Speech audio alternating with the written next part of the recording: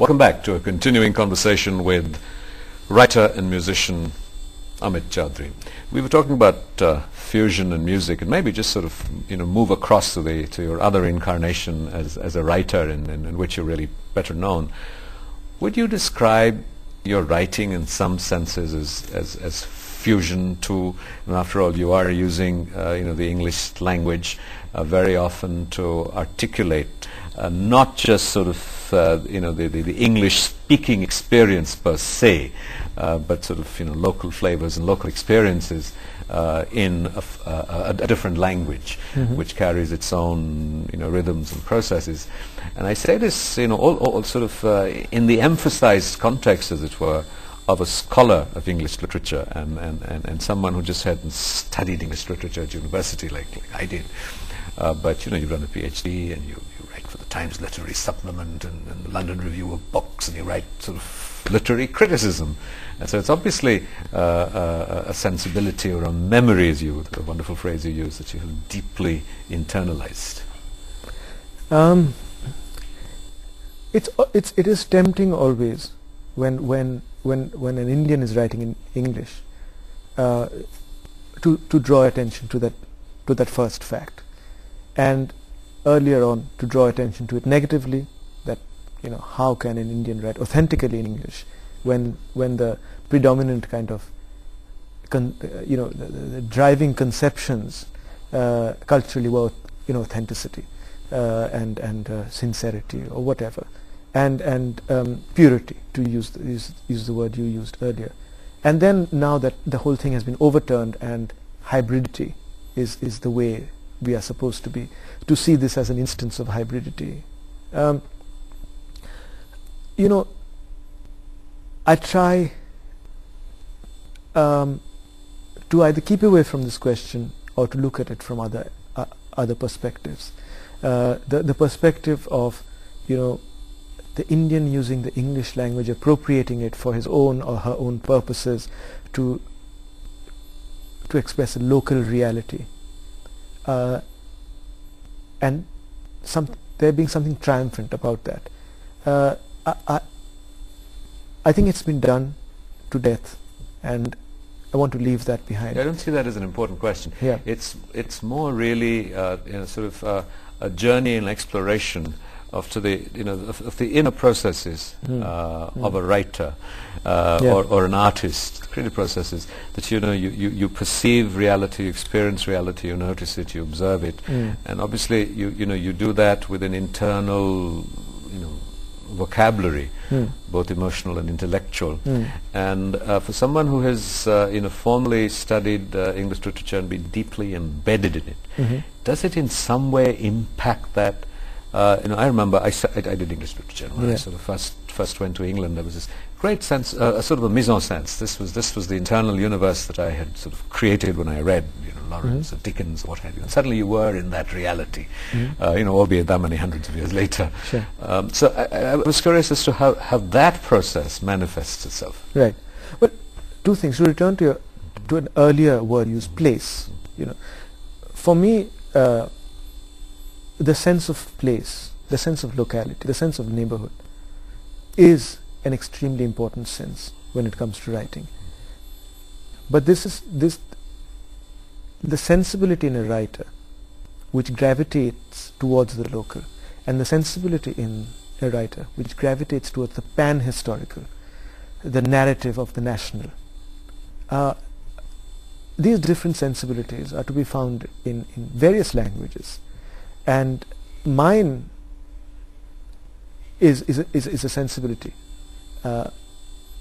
which is much more at ease in the concrete, in the local, in the sense of neighborhood, than it is in the global, in the national. For various reasons, I'm uncomfortable with those categories. I turn to the texture of reality, to again, what kind of reality? The texture of local reality, what is at hand, physical reality.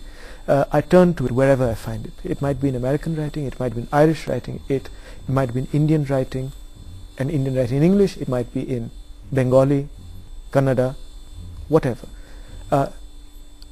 for me, the incarnation of that sensibility I discovered as I was discovering myself as a writer was extremely important to me. And it was important to me in shrugging off also various other, what should I say, predominant themes and preoccupations of literature, to do with the individual, to do with the nation, all of that.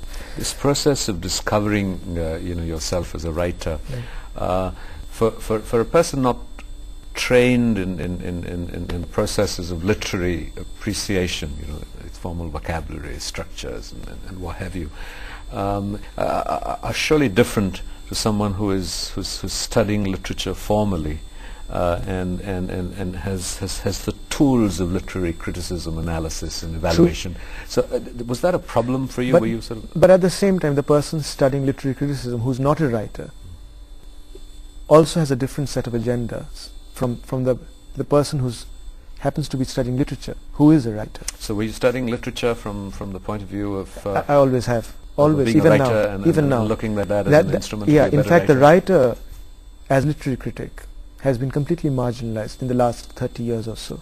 The writer as literary critic, of course, in modernity, created a sense of enthusiasm about literature. But, with the increasing doctrinalization, to use, I don't know if that word exists, of literary criticism, what you have is the writer is shunted into the creative writing department, and criticism has become more and more an academic and even a cultural an exercise in cultural criticism. To me, it is important to bring the writer back. Literature is a very distinct branch of creative activity. It's a very distinct branch of creative activity. And you had once mentioned to me that you concentrate on writing on people who are dead in terms of your literary criticism. Much of it. Is that because it's awkward for a literary critic to comment on his contemporaries when he's a writer himself? Well, part of the reason is one is always looking. You are always, as a writer, looking for a dialogue with other writers. At certain moments of history, you see that there are those lucky moments when like-minded writers meet each other and come into a sort of efflorescence at the same time. And something like that happened perhaps in the 60s and 70s, even with Indian poets in English. Not to speak of Bengali poets and writers at various stages in the last 100 years. It is something that doesn't seem to happen with Indian novelists in the last 20 years. There is no physical space, let alone intellectual space, in which we seem to meet, except in what has been largely created by both academic discourse and nationalist and media kind of stories about the story of Indian writing in English, expressing a newfound sort of identity and confidence in that identity. It's for dialogue that you read dead writers. You return and reread the reason you reread. And as I said, dialogue can take place with anybody, and they don't have to be Indian. They could. Some of the most important writers to me were Irish writers. You'll have to tell me more about this notion of dialogue. I don't understand it, and it's very interesting. You're watching a conversation with the writer, musician Amit Chaudhuri. We'll be right back after a short break. Don't go away.